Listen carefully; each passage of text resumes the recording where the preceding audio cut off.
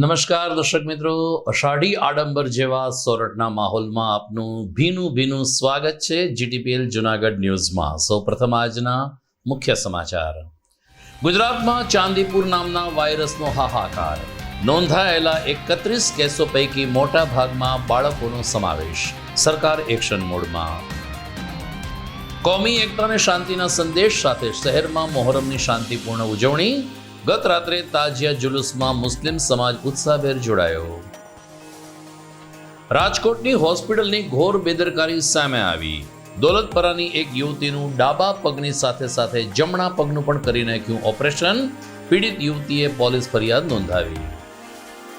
અને માળિયા હાટીનાની સીમમાંથી સિંહણ અને 2 સિંહબાળના મૃતદેહ મળી આવતા વન વિભાગમાં દોડધામ। આરોપીને પકડવા સ્થાનિકોની માંગ। આ તમામ સમાચાર આપણે વિસ્તારથી જોઈએ તે પહેલા લઈએ એક બ્રેક।